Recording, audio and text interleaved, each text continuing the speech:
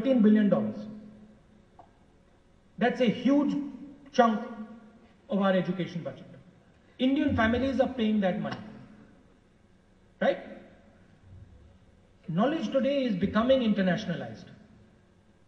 Already the connections that you have with the rest of the world through the internet today are very different than what you had 10 years ago, 20 years ago. This is a fact of life. For us, there is a huge opportunity as a country to become a center of global education, not just Indian education, to become the center of education in the world. If you want to do that, you have to have institutions here that bring other points of view. Now, we are not saying that you must not teach Hindi, you must not teach Urdu, you must not teach Marathi or Tamil. We are saying that the best in the world should be available to our children. Whether it is AMU on one hand, IIT on another hand, or Harvard University on a third. Because we view education today as teaching our children. And that's one very important way of viewing education. There is another element of education now in a globalized world, which is teaching the rest of the world and learning from the rest of the world. Today, the United States, England, France, Singapore, Germany dominate that. We have no say in it. If you go to Africa and say, where would you like to go and study? They'll tell you United States. They'll tell you England. They'll tell you Australia. They won't say India. Few of them will. It's a very powerful thing. If 10, 15 years from today you ask somebody in Africa, where do you want to be educated? He says, I want to go to India. Why? Huge amount of money will come here.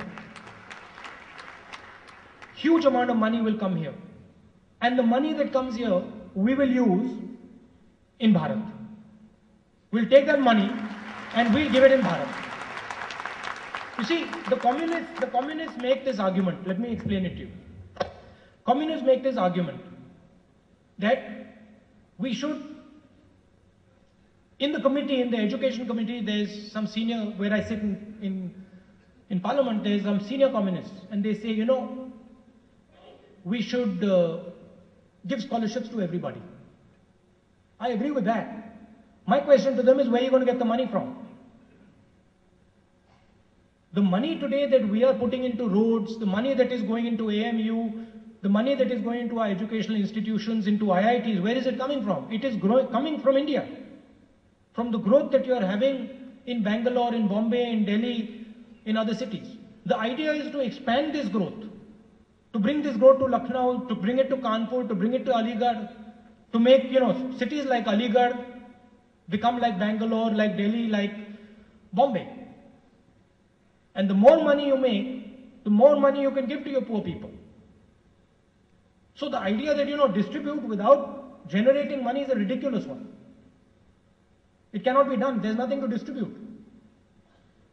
So on one hand, India has a place. India's place is to provide resources. And our work is to try and make India as big as possible, as fast as possible, by linking Bharat with India. But our future is not India. Our future today is sitting in the villages. You all in this hall, you're already trained. You will fulfill your opportunities, you will fulfill your capacity, you will live up to your full capacity. The same people like this in a village will not. Why? Because they do not have what you have. So the real power of India is there. Every young boy and girl that we bring from a poor village and we put into universities like this, we are increasing the power of India. And that is where the future is. So we cannot forget we cannot forget Bharat, we have to involve Bharat, but we cannot destroy India. Because if we destroy India, there is no money. Huh? Now, I have to end now. I'll come back. Sir, just one question, please. Okay. Here, I've got 2 notes. I'll come back. Okay? Sir, just one question, please. I'll come back sooner than you think. Sir, one last question, sir. No, I can't do last question because then I won't be able to say the 2 words that I want to say. Okay, so let me just conclude by saying 2 or 3 things. I outlined the task to you just now.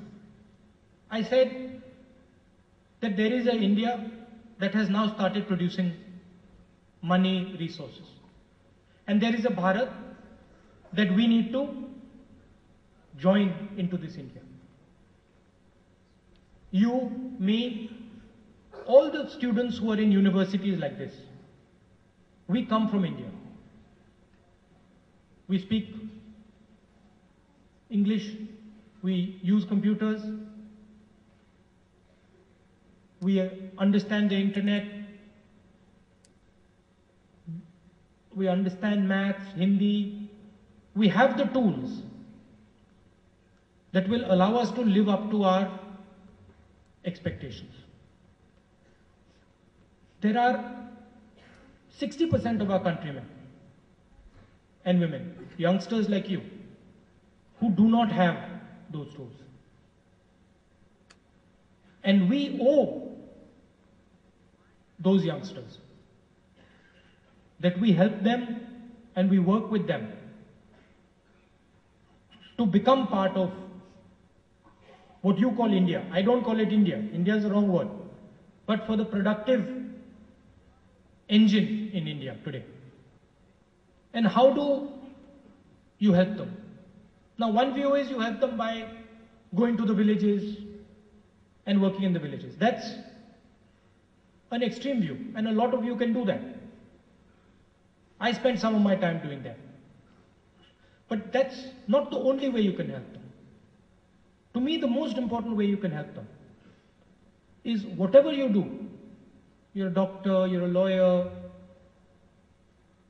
teacher, whatever you do, put your best effort into it and do it properly and do it well. That in itself, in your own little way, you will be helping Bharat. I'd like to thank all of you for coming here, and there are certain issues here that I will go and take up at the right places. I'd like to wish you all the best for a great future, and I look forward to working with as many of you as possible in the political mainstream. Thank you very much. Thank you, Mr. Rahul, for the excellent interaction with the students.